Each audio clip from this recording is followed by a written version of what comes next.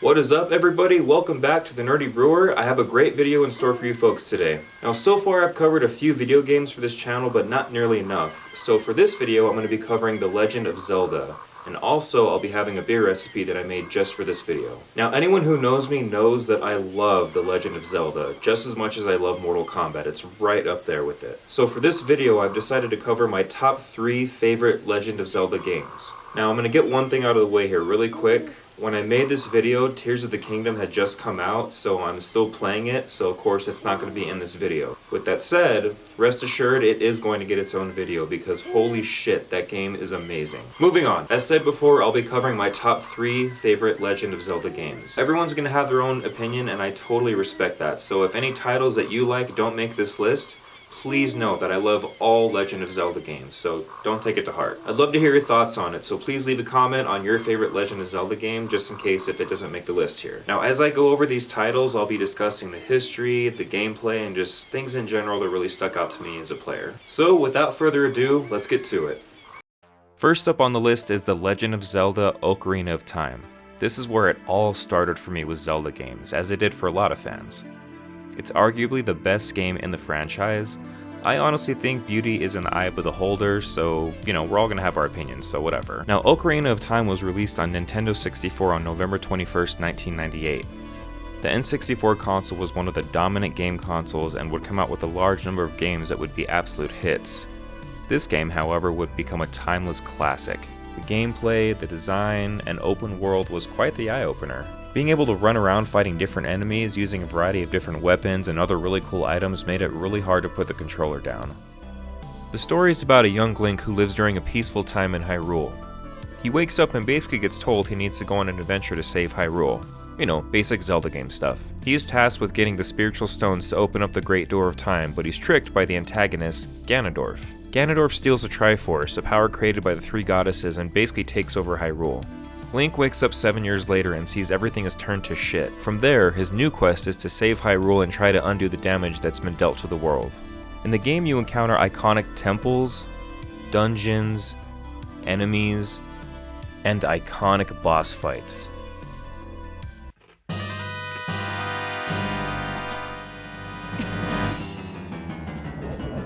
The story is one of the most crucial components in the Zelda timeline, and usually a fan favorite. One of my favorite dynamics in the game is being able to go back and forth in time by pulling the Master Sword, so you can play as young Link, or adult Link 7 years into the future where you have to fix a bunch of crap that happened while you were gone. Eventually, you and Princess Zelda go and have an epic final battle with the big baddie himself, Ganondorf. And then Ganon. Classic story of good versus evil, but rich in side quests, memorable characters, and of course the unforgettable music. So if you haven't played it, I highly recommend it.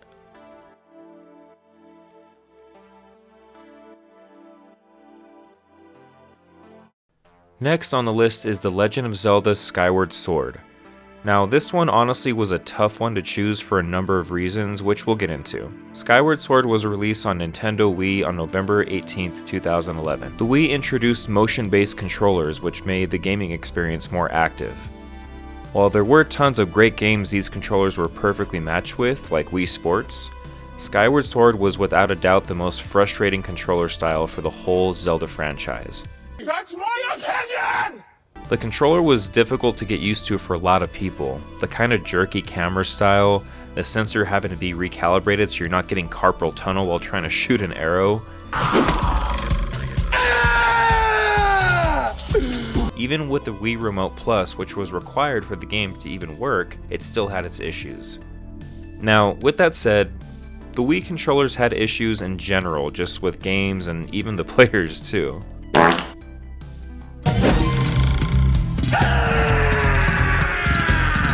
Now, I know I basically just crapped all over the Wii console, but honestly it is one of the coolest systems I've ever had, and I still have mine. I love him. Now that I've covered the cons, I'm going to go over the pros of this game. First off, the music. Oh my god, the music is amazing. I still listen to it to this day just to relax or throw it on while I work, hell, even just to relive parts of the game. The game also came with a soundtrack that is literally a live orchestra celebrating at the time of its release, Zelda's 25th anniversary. Now, if you're a die-hard Zelda fan like myself, then you also look forward to the music in the gameplay. Whether it's the temple tracks, story arc tracks, there's so much to listen to and enjoy. As far as the story goes, I think it's pretty cool.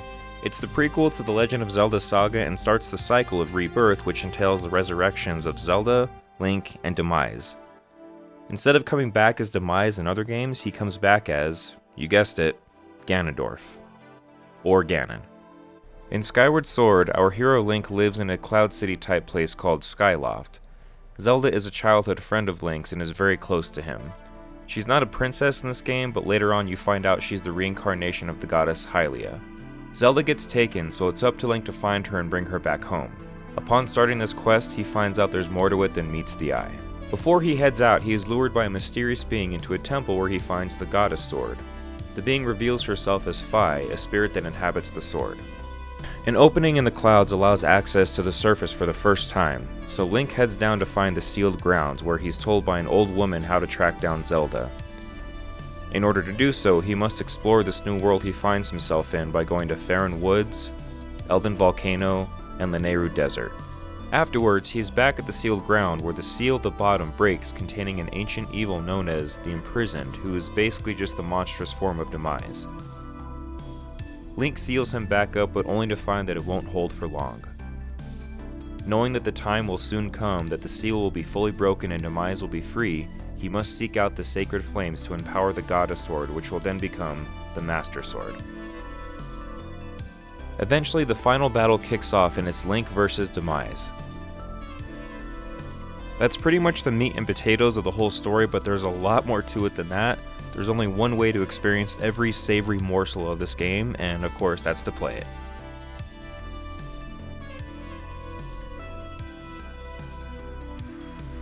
Finally, we come to our third and final choice, The Legend of Zelda: Breath of the Wild. A lot of people should know about this game for obvious reasons. It's just fucking awesome. This game is definitely the first of its kind as far as Zelda games goes, since it's the first truly 100% open world game. And it's a big ass world. Not only is it big, but it's rich with breathtaking scenery, wildlife, elements, you name it. Breath of the Wild was released on the much anticipated Nintendo Switch on March 3rd, 2017. The Switch is a pretty well-known console and loved by many. It's definitely one of my top favorite gaming systems. The physics of this game really changed a lot for Zelda games, and all for the better. Now, I love the older Zelda games, of course, but you can literally just start climbing walls in this game to get to another spot that you would have not have been able to get to in the older games. Gliding through the air in your paraglider makes getting around so much more fun and definitely pleasing to the eye. The battles in this game are a ton of fun, but can be a bit challenging as well, as it should be. Indeed. The style of temples and dungeons did change as well. Instead of themed temples like the Forest Temple, Fire Temple, etc., we get divine beasts, which are basically just mechanical ancient beings that are super powerful and are a part of the story, which we'll cover in a bit. Now, alongside the beasts, there are also shrines, which are a lot of fun. Each shrine has a different challenge. Puzzles, fights, they went nuts with these shrines. In total, there are 120 or 136 if you include the DLC. The story of Breath of the Wild starts off with Link waking up from a familiar voice. He has no idea where he is and has no memory of anything before waking up. He then gets a pretty nifty item called a Sheikah Slate that will be really helpful throughout his quest. Curiously, this looks a lot like a Nintendo Switch.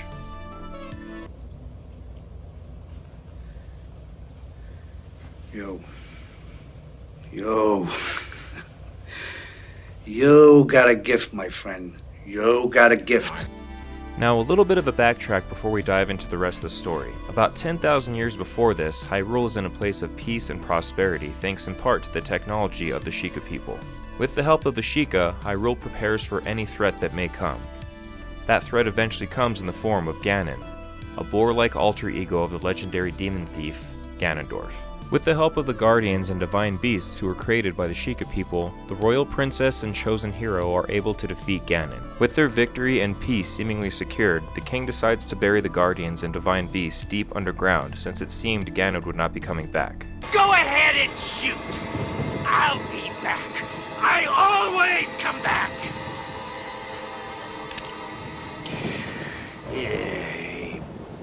Dying is such a bitch. Fast forward 10,000 years and Hyrule is still in a time of peace, but not as formidable as it once was from the Sheikah technology. The kingdom celebrates the reincarnation of Zelda with their own Princess Zelda. This doesn't bode well, of course, because if Zelda is back, then Ganon would be too, according to a prophecy. The king orders the Guardians and Divine Beasts to be dug up so they can harness their power in the fight against Ganon. They are dug up and 4 champions are appointed to pilot them when the time comes. Link at the time is a young talented swordsman who climbs the ranks in record time to be dubbed the kingdom's chosen hero. The day comes and Ganon comes back to life, but the moment he does, he spews out malice to control the Guardians and Divine Beasts, making sure he doesn't make the same mistake twice. Almost every Hylian is killed during this attack alongside the champions who try to defeat and take back the Divine Beasts. Link and Zelda flee to try to regroup, but Link is badly injured from fighting their way through the onslaught from Ganon. On death's door, Zelda's Triforce of Wisdom reveals itself and protects Link from an attack. A voice comes from the Master Sword telling Zelda to take Link to a Shrine of Resurrection so he can heal and come back. Which brings us to our hero waking up 100 years later. During that 100 years, Zelda has been containing Ganon at Hyrule Castle, stopping his attack. However, Zelda's power is fading, so it's up to Link to get his memory back, locate the Divine Beast to weaponize them against Ganon, and finally go kick his ass.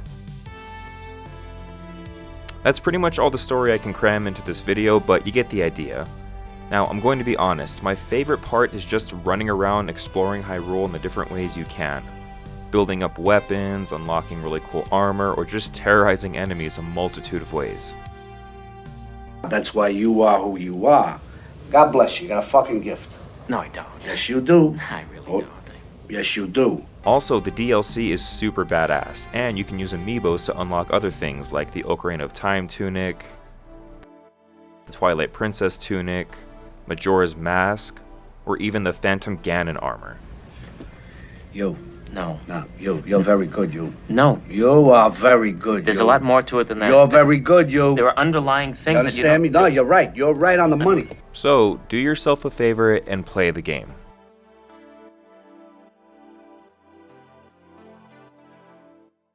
Alright, well that's it for my top 3 Legend of Zelda games. So with that said, let's make some beer. For the grain bill, we're going to be using 6 pounds of pale malt 2-row, 5 pounds of white wheat malt, 1 pound of Vienna malt. Alright, and for the hops, we're going to be using a 1/4 ounce of Centennial at 55 minutes of the boil, another 1/4 ounce of Centennial at 35 minutes of the boil, a 1/4 ounce of Cascade at 20 minutes of the boil, and then another 1/4 ounce of Cascade at 10 minutes of the boil. And for the yeast, we'll be using English ale.